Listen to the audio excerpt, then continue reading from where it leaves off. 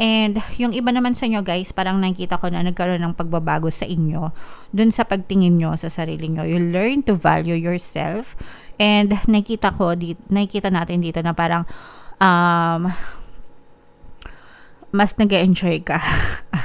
Mas nag-enjoy ka na hindi mo pinapansin yung person mo, nag-enjoy ka sa mga bagay na ginagawa mo on your own, especially sa pagtatrabaho mo, sa paghahanap buhay mo, or kung ano man yung pinagkakakitaan mo. Parang dun mo binuboost yung energy mo, and you found your own happiness.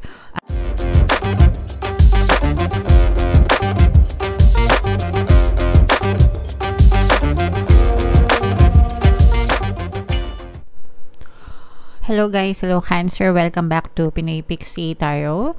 Ang pamagat ng episode natin for tonight is Full Moon Kapalaran para ngayong May to June para sa Cancer, Sun, Moon, Rising, Sun, and Venus. General reading lang guys, pwede mag-resonate, pwedeng hindi, combination ng positive and negative energy. Yung full moon guys ngayong May ay sa May 23, tapos yung next na full moon naman ay sa June 22 mga kapixie. So, ang reading na to ay para sa period na yan. And ang pamagat ng ating full moon ngayong May ay flower moon mga kapixie. So, unahin natin tong card na to guys, or itong deck na to, message para sa inyo ngayong full moon season. So, sobrang ganda guys ng message para sa inyo. Your hard work is paying off. Ibig sabihin, sulit na sulit guys. Yung mga hirap nyo, yung mga paghihirap nyo, yung mga effort nyo, yung mga sipag at syaga nyo mga kapixie. Ibig sabihin, nakikita nyo na yung mga resulta, yung mga bunga ng mga pinaggagawa nyo sa buhay nyo guys, okay? So this is for, syempre maganda ito mga kapixie kasi ganun naman talaga kapag may tiyaga, may nilaga, di ba? So i-mind nyo na yan, matatamis na bunga, magagandang bunga or maraming bunga, hitik na hitik sa bunga, yan, i-mind nyo na yan guys sa comment section. Attune to the moon guys, make a proper plan and execute it well. So ako guys, fan talaga ako ng planning, no? Yung nagpaplano. Bilang ako ay dating bahagi kasi ng trabaho ko dati, no? Bilang ikaw ay isang project manager, meron talagang planning yan. So, kaya siguro nasanay din ako na I make plans, mga kapixie. So, kaya ko nga kayo din ini-encourage na magplano din kayo, or at least mag-set kayo ng goals and make plans kung paano nyo ma-achieve yung mga goals na yun. Para makita nyo kung nagpa-progress ba, may asenso ba, may unlad ba, may pag-andar ba sa inyong buhay, mga kapixie. Yun kasi yung purpose ko. Kaya ako nagpaplano para meron akong direction, meron akong ma-reach, meron akong maabot. Tapos, ma-check ko kung meron bang improvement yung buhay ko now compared a year ago, compared last 2 years ago, di ba? Para makita mo talaga kung umaasenso ka. Alright? Additional meanings for this card, guys. You need to be more disciplined to reach your goal. So, eto guys, no? Real talk tayo. May to June na etong reading natin. So, patapos na yung second half, first half, no? First half ng 2024 halos patapos na, nasa mid na tayo ng second quarter ng 2024. Papasok na tayo dun sa second half, yung July to December, di ba? And magsisimula na din yung third quarter. So, naabot mo na ba yung mga goals mo? May na-execute ka na ba dun sa mga tina-target mo, mga kapixie? Kung hindi pa, bakit? Ask yourself why. Kung nagbago yung goal mo or desire mo, it's understandable. Pero, syempre, pag nagbago yung goal mo, magbabago din yung strategy mo, di ba? Yung effort mo. Pero hindi siya excuse para hindi ka kumilos, okay? So, yeah, assess nyo mga kapiksi, and baka kailangan nyo lang maging disiplinado pa, no? Para ma-achieve nyo yung mga goals nyo sa buhay. Hard work will make your dreams a reality.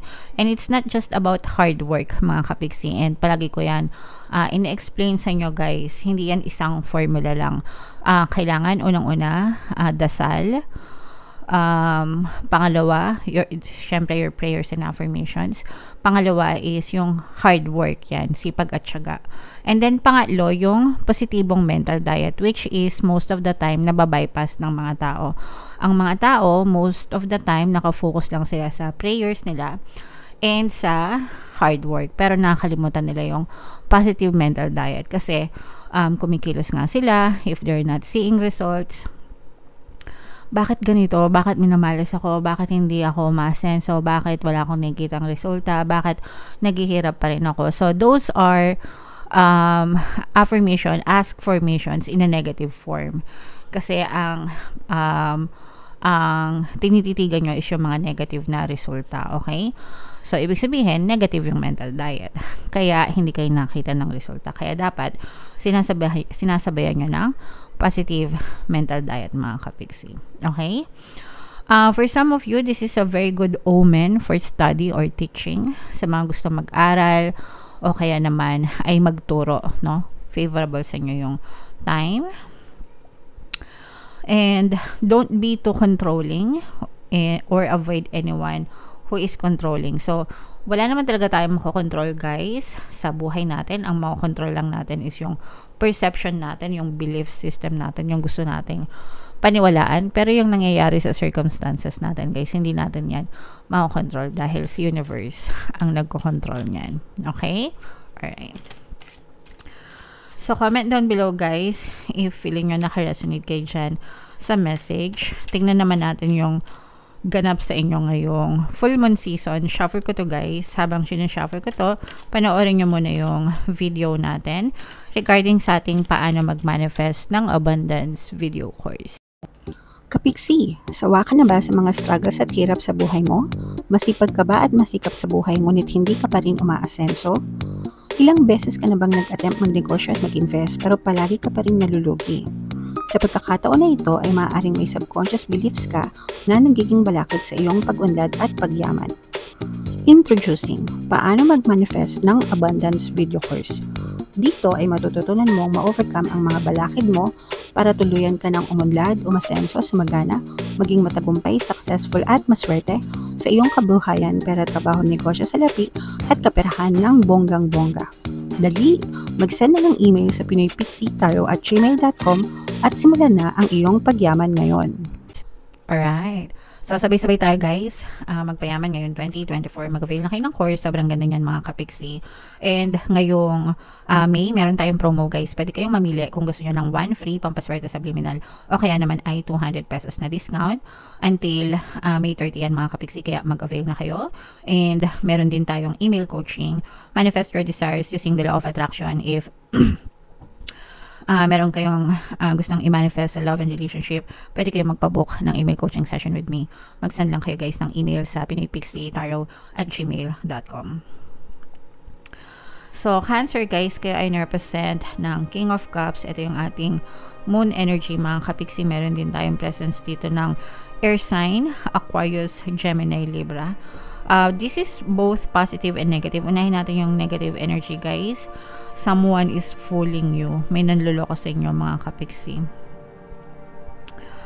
I'm sensing na pwedeng ito sa relasyon, guys, no? Kasi sa relationship nyo, pwedeng your person is betraying you, pero baliktad yung pinapakita niya. Ibig sabihin, siya na yung nanluloko, siya pa yung galit. For some of you, pwedeng binabaliktad kayo nitong person na to. Comment down below, guys, if feeling nyo nakaresonate kayo. So, let's say, for example, meron siyang third party, pero ang pinapalabas niya is ikaw yung may third party. Okay? O kaya siya nagta-third party. Kumbaga, gina-justify niya yung act niya, yung gawa niya, dahil ikaw yung may kasalanan. Nagets nyo ba? kunwari, hindi mo siya inaasikaso dahil puro katrabaho kaya negosyo, kaya naghanap siya ng iba na mag-aasikaso sa kanya. Parang ganon, mga kapiksi. Okay? So, medyo medyo nakakainit ng ulo yung mga ganong ugali, guys, no? Pero, for some of you, yes, maaaring ganyan yung nangyayari sa inyo. Nakikita din natin na medyo may katagalan na itong relasyon nyo, mga kapiksi. Pwede mag-asawa na kayo, mag-asama kayo sa isang bahay, ganyan. And medyo matagal na rin, kumbaga parang ilang years na rin yung problema nyo sa relasyon nitong person na to. And for some of them, parang hindi pa rin sila tumitigil. And yung iba sa inyo, parang feeling ko immune na kayo. Pwedeng guys, parang pwedeng nagsasama pa kayo nito ng person mo, pero parang hindi nyo na siya masyadong pinapansin yung mga ginagawa niya, guys. Kumbaga parang hindi na rin kayo masyadong affectionate sa kanila. Kung umuwi siya, edi okay. Kung hindi siya umuwi, parang wala na rin kayong pakialam. So parang ganun, mga kapiksi. Parang in a relationship na lang kayo dahil mag-asawa kayo or mag-kasama pa kayo. Pero yung feelings, I'm sensing na medyo detached na kayo dito sa person na to. And yung iba naman sa inyo, guys, parang nakikita ko na nagkaroon ng pagbabago sa inyo dun sa pagtingin nyo sa sarili nyo. You learn to value yourself. And nakikita natin dito na parang mas nag-enjoy ka. Mas nag-enjoy ka na hindi mo pinapansin yung person mo, nag-enjoy ka sa mga bagay na ginagawa mo on your own, especially sa pagtatrabaho mo, sa paghahanap buhay mo, or kung ano man yung pinagkakakitaan mo. Parang dun mo binuboost yung energy mo, and you found your own happiness through that, mga kapiksi. Ibig sabihin, nakita mo yung sarili mong kaligayahan on your own, with or without pa yung person mo. Parang sa'yo, parang feeling ko, for you, irrelevant na yung person mo sa'yo. Ibig sabihin, hindi na siya insignificant na siya, hindi na siya importante, ganyan. Mas importante na yung sarili nyo. Pero you're still trapped, no? Nakikita natin na trapped. At saka yung person nyo, guys, no? Pero this is more on, kasi guys, love relationship yung nakita natin. Parang hindi nito kayang makawala sa'yo.